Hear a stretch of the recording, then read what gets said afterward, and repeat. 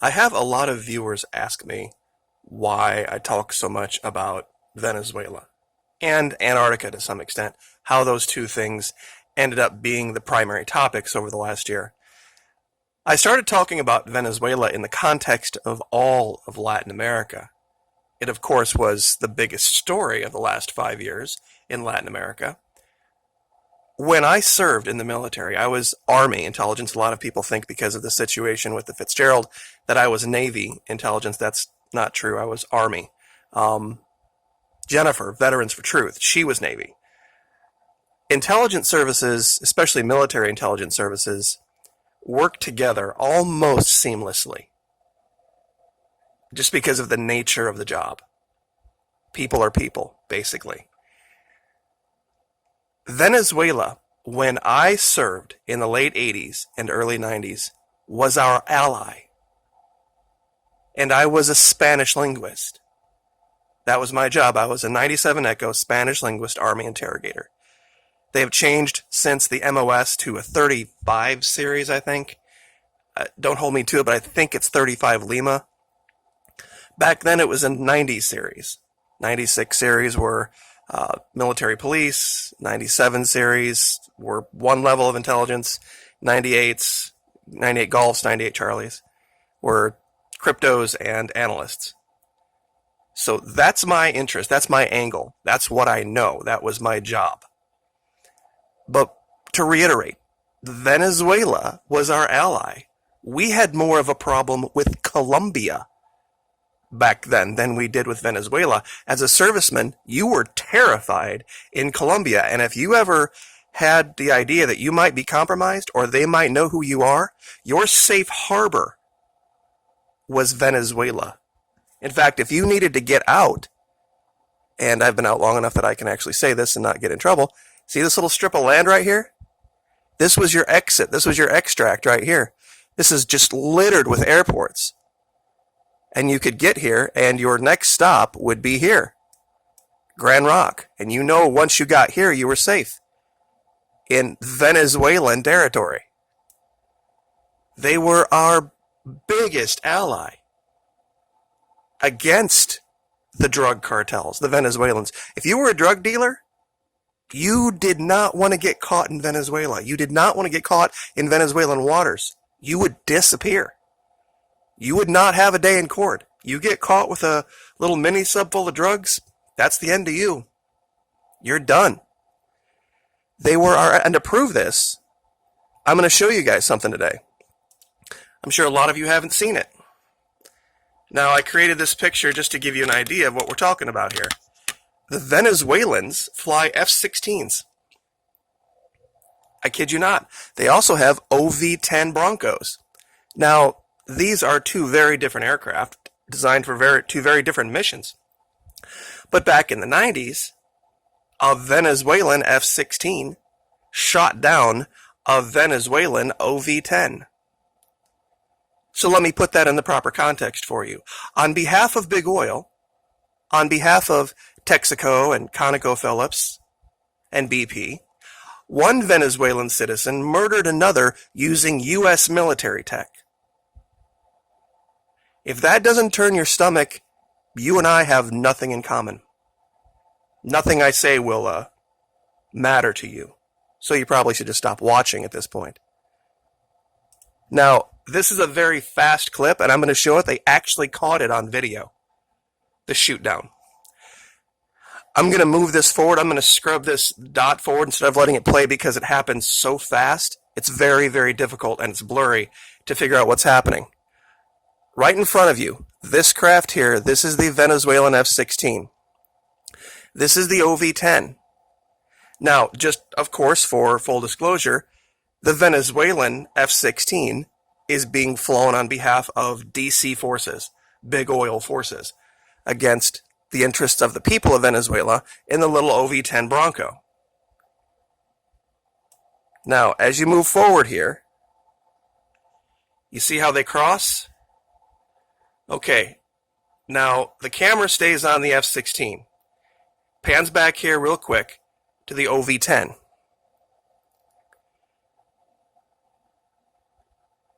He levels off. And now it cuts back to the F-16 that's now cut around in behind him and is slamming on the brakes as hard as it can right here. And it's blocked by that for just a second. It starts to open up and fire right here with its M61. And you can see as the OV-10 comes across, it's already on fire and already going down. Now, I'm not going to show the rest of that. You can figure out what happens. It's basically, once again, I'll reiterate, DC enabled forces, allowing one Venezuelan citizen to murder another Venezuelan citizen on behalf of big oil using U.S. military tech. This was 1992. This should outrage everyone in this country. This was one of the most nauseating things to watch, especially now in modern context. When you look at the Constitution of Venezuela as it sits today, this was corporatists murdering Christians. You have a visual of that right now, of what might be your future.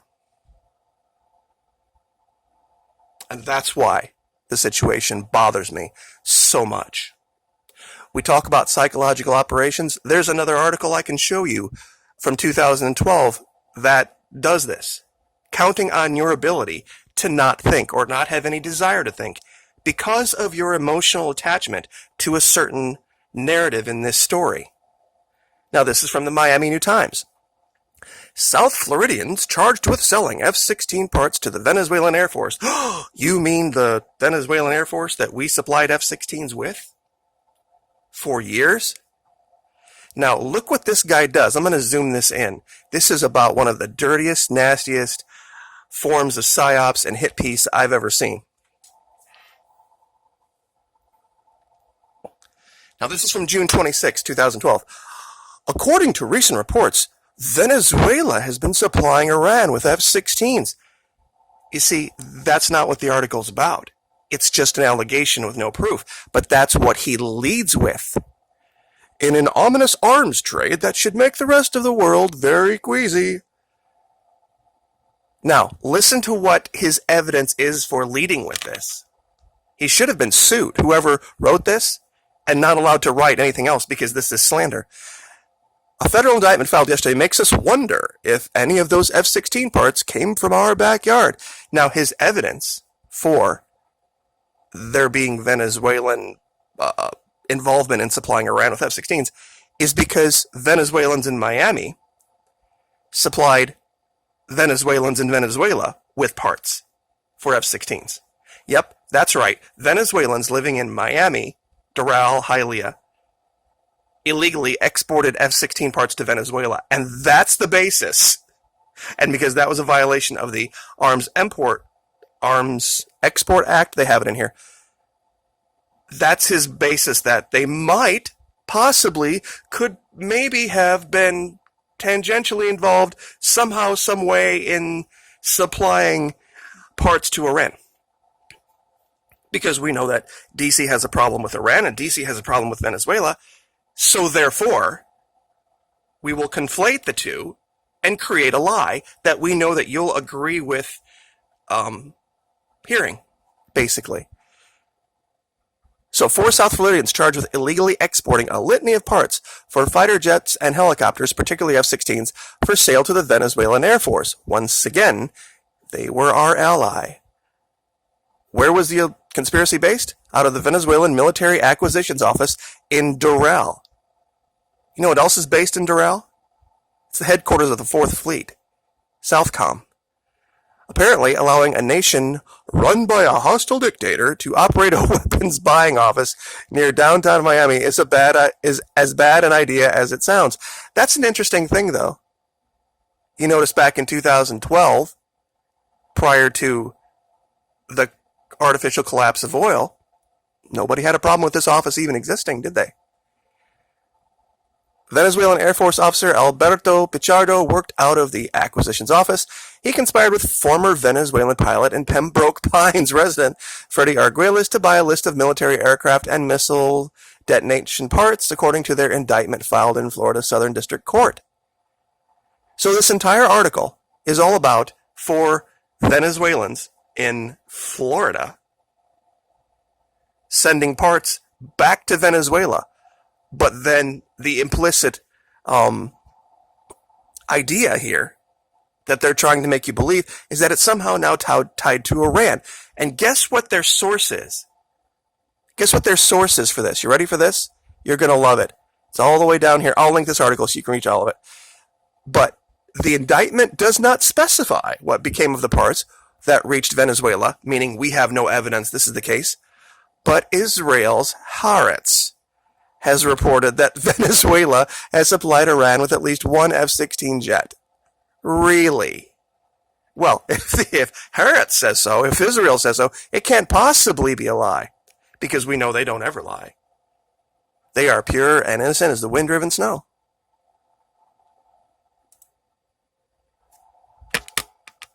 It is media-run psyops nonstop.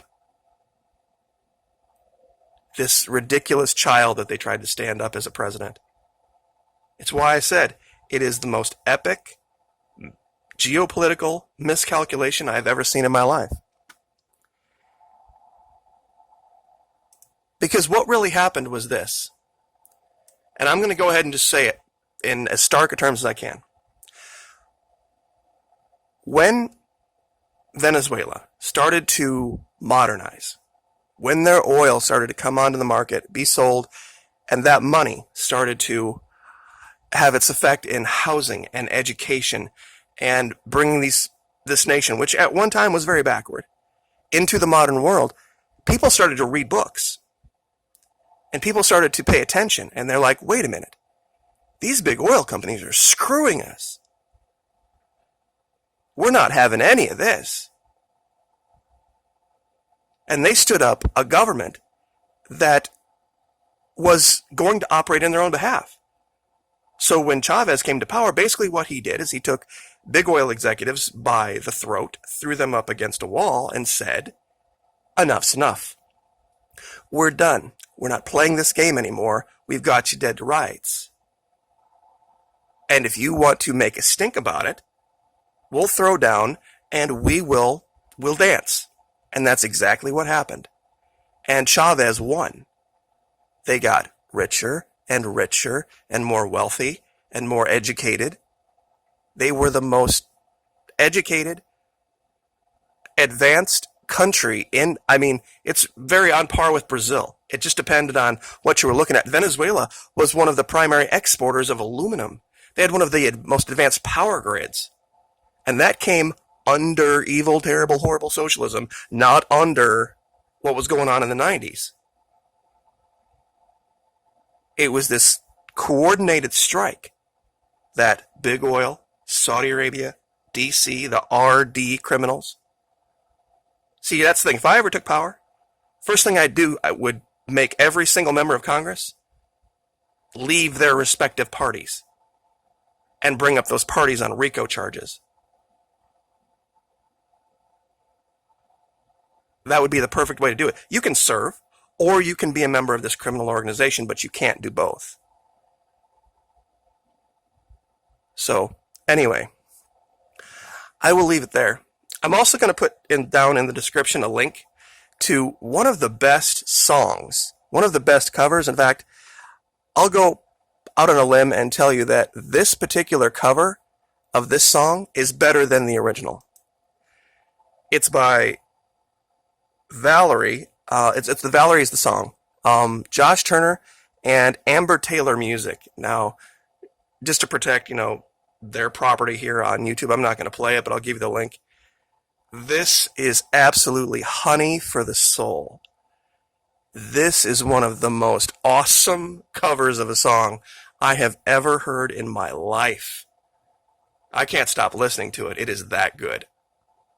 So, anyway, I'll give you the link to it. You can listen to it and be blessed by it. Like, share, subscribe. We'll see you next time.